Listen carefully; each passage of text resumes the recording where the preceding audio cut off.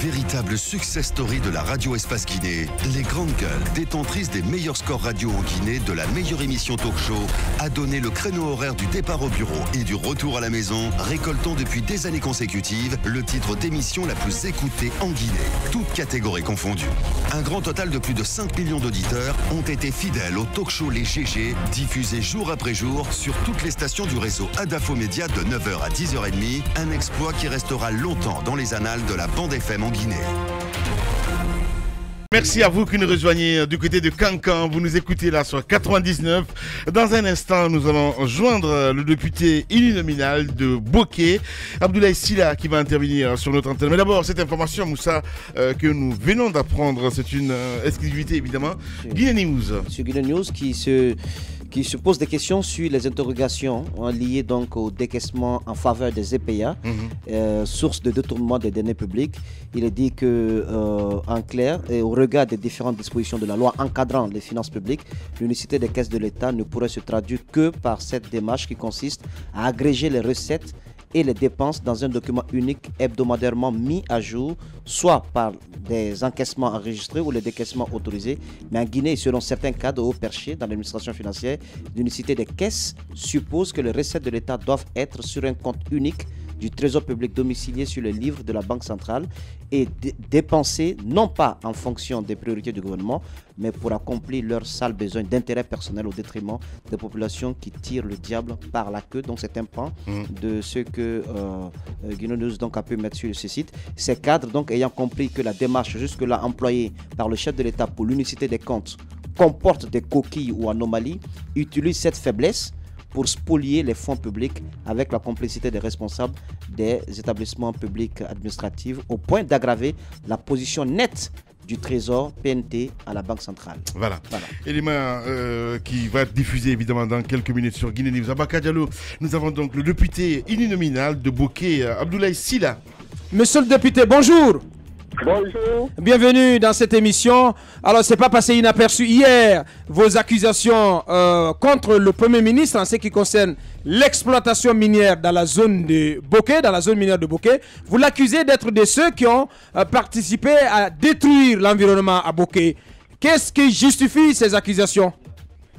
Je les réitère au nom de mon poste de député uninominal. Je réitère. Et j'attends que M. Kassori Fofana, comme il l'a dit qu'il va porter plainte, pas en tant que Premier ministre, mais en tant que citoyen. Je crois que le dossier SMB, ça sera l'occasion de l'ouvrir pour savoir exactement ce qui se passe. Je ne sais pas si je peux répéter ce que j'ai dit à l'hémicycle pour que l'opinion publique soit... Oui, allez-y. Oui, allez-y. J'ai dit que Bokeh, l'exploitation par la FMB de la bauxite de Bokeh se fait de façon anarchique.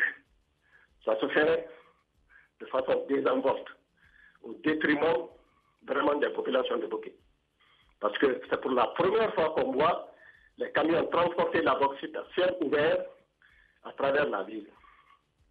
Donc l'environnement est complètement pollué, Bokeh n'a plus de poissons, Bokeh ne peut plus faire la viticulture, bref. La population de Bokeh souffre. Oui, mais en quoi il est impliqué, Abdoulaye? C'est important parce que d'aucuns disent que c'est votre adversaire politique, parce qu'il faut le rappeler que vous êtes de l'UFR. Voilà. Oui, adversaire politique, vous êtes de l'UFR. On connaît un peu, évidemment, allez, on va dire la position de l'UFR par rapport à Kassori Fofana. Ça, personne ne peut le nier. Moi, je suis de l'UFR, mais je suis député uninominal de Bokeh. Bien. Je sais que vous cherchez la sensation, mais ça... Quelle sensation? Mais non, attendez, quelle sensation? Moi, je pose les questions. Je suis indépendant. Voilà. Que ce soit Kassori ou n'importe qui. Oui. Peut-être que vous ne me suivez pas, mais moi, j'ai commencé par le président de la République. Oui. Mais s'il vous plaît. Allez-y. Ne m'amenez pas sur ce terrain. Non, mais c'est pas une question de vous amener sur ce terrain ou oui. Quel est le lien? Non, quelles sont les preuves? Non, mais d'abord, il faut qu'il explique d'abord. En quoi est-ce que Kassori est mêlé à cette dégradation de l'environnement, Monsieur Sylla? On aimerait savoir, vous avez certainement des arguments. Il est passé par vous pour porter plainte, ou bien vous voulez savoir ce que j'ai dit? C'est la question qu'on vous pose, Monsieur Sylla. Expliquez-nous. On sait déjà ce que vous avez dit. Nous attendons de vous. Non, vous l'avez rappelé ici. Vous l'avez rappelé, monsieur Silla. Vous l'avez rappelé. Mais nos journalistes étaient là-bas hier. Là, ça a été suffisamment relayé par la presse. Nous vous avons appelé pour nous apporter les preuves. De quel élément de preuve vous disposez pour affirmer qu'il est impliqué dans la dégradation de l'environnement à Bouquet? C'est tout. En ce moment, on va interroger Abdoulaye Sylla, député. On va ouvrir le dossier de la SMB. On va interroger ceux qui ont négocié la SMB et comment ils l'ont négocié. Et les gens vont voir la preuve que ce que j'ai donné, si c'est vrai ou pas, si Bouquet est pollué ou pas, si les cours d'eau ont tari ou pas, si les arbres sont coupés ou pas, s'il n'y a plus de pêche à Bouquet ou pas. Voilà la question. Alors, monsieur le député, vous savez... Il ne s'agit que de cela, hein. Non, la question qu'on voulait savoir, à ce que nous sachions, il n'y a pas que la SMB du côté de Bouquet. Pourquoi cette focalisation sur le Premier ministre? Parce qu'on a écouté un de ses proches tout à l'heure qui disait que c'est de l'acharnement parce qu'il paraît qu'il y a quelques années que vous êtes la même personne qui a affirmé que du côté des États-Unis qu'il était parti avec beaucoup d'argent, des mallettes d'argent. Est-ce que, prouvez-nous le contraire, que c'est pas de l'acharnement en nous apportant justement toutes ces preuves. Madame, avec tout le respect que j'ai pour vous, je vous apprends que j'ai plus de 60 ans en Guinée. Je connais ce que le Guinée est capable de faire. Moi, je ne me suis jamais intéressé au Premier ministre, à M. Kassori Fofana. Jamais de la vie. Même si je sais ce que les gens racontent. Donc ce n'est pas vous qui avez... Donc ce n'est pas vous, contrairement à ce qu'a dit Shérif de Washington, ce n'est pas vous qui avez dit qu'il avait été arrêté aux États-Unis avec plus de 10 millions de dollars? Là, on ne m'a connu que quand j'ai été élu député. Et depuis ça, je n'ai parlé que du gouvernement. Bien. Moi, monsieur le député. Mais il n'a pas répondu à la question de Mme Yoro, justement. Bon, Mme Yoro me dit... Oui. Non, c'est parce qu'elle me dit que quelqu'un m'aurait accusé de tenir La première question que j'ai posée, si vous permettez, pourquoi la focalisation sur M. Kassori? Parce que je crois qu'il y a d'autres sociétés qui exploitent les mines du côté de Bouquet. Très bien. J'ai commencé par dire à l'hémicycle que depuis 1973, la CDG a envoyé son premier bateau. C'est-à-dire que la CDG, il y a plus de 40 ans qu'elle exploite les mêmes mines à Bouquet. La CDG prend la bauxite à Sangaredi et l'envoie à Kamsar pour expédier.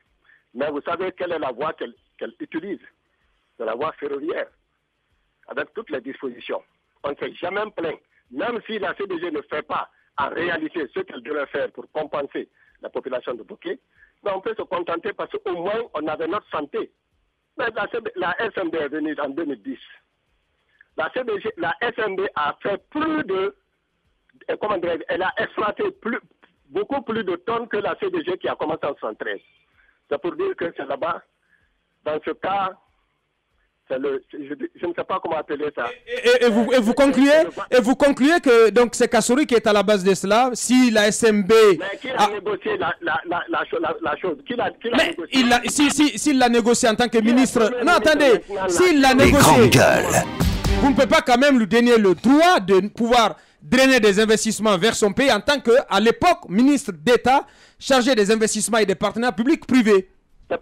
Est-ce que c'est suffisant pour l'accuser d'être celui qui dégrade l'environnement à Bouquet? Si c'est suffisant que moi, en tant que député uninominal, est-ce que c'est suffisant pour que je parle de ça? Voilà, non, mais vous pouvez en parler, mais sauf que voilà, c'est votre rôle. Vous semblez ne pas avoir des éléments de preuve contre le Premier ministre Kassori. Et vous, à Bouquet, est-ce que vous êtes à mesure de nous dire que vous ne bénéficiez pas de ces sociétés minières à titre personnel? Pardon? Est-ce que vous ne bénéficiez pas pour autant des retombées de l'exploitation de ces sociétés, même à titre personnel? Est-ce qu'on apprend que vous avez aussi quelques avantages, vous avez des proches qui travaillent au sein même de ces sociétés? Bon, je vous apprends que je suis enseignant de formation. Par conséquent, je suis quelqu'un de très résigné. Demandez à la SMB si quelqu'un me connaît là-bas. Je n'ai bénéficié d'aucun litre de carburant, d'aucun sou. Je le dis à haute intelligible voix. Bien. Je ne suis allé à la SMB qu'une seule fois quand il y avait grève et ils ont refusé de me recevoir. Là aussi, j'ai les preuves. S'il vous plaît. Bien. Abdoulaye Sylla, il faut le rappeler, un député uninominal de Bokeh en direct ce matin chez les GG. Devant la SMB, ils vont me dire non, c'est lui comment dirais-je, le député uninominal. Personne ne me connaît là-bas. Bien. Parce que la première fois que je suis allé, on m'a pas refoulé, je dis mais c'est pas vous qui m'avez élu, c'est la population de Bokeh qui m'a élu. Allez-y, Mohamed Mara. Alors, l'honorable, moi ce que je ne comprends pas, c'est que les conventions minières signées avec notamment la SMB ont été ratifiées par le CNT et puis l'Assemblée nationale, donc qui faisait office d'Assemblée nationale en Guinée. Alors, est-ce que, si je comprends très bien votre sortie, est-ce que vous avez plutôt l'intention de dénoncer le fait que ce soit M. Kassori Fofana, peut-être qui aurait été le démarcheur principal de l'installation de cette société en Guinée, donc vous le rendez responsable de tous les méfaits de la SMB dans la région de Bokeh? Jusqu'à preuve de contraire. Et surtout, je le rends responsable des propos qu'il a tenus devant le chef de l'État et sur les antennes de la radio pour dire qu'à Bokeh, il y a zéro chômage. Un. Deuxièmement, c'est lui qui a dit aux autorités de la SMB de n'écouter personne, qu'il soit prêteur ou gouverneur. Il l'a dit et c'est comme ça que les Chinois agissent. J'ai rappelé tout de suite quelque chose qui s'est passé en Guinée à l'occasion de la construction du palais Sékou-Touré. Quand feu général Lansana Conté, à son âme, a blagué en disant que de ne pas recruter les camarades et les Gallo. Qu'est-ce que les Chinois ont fait?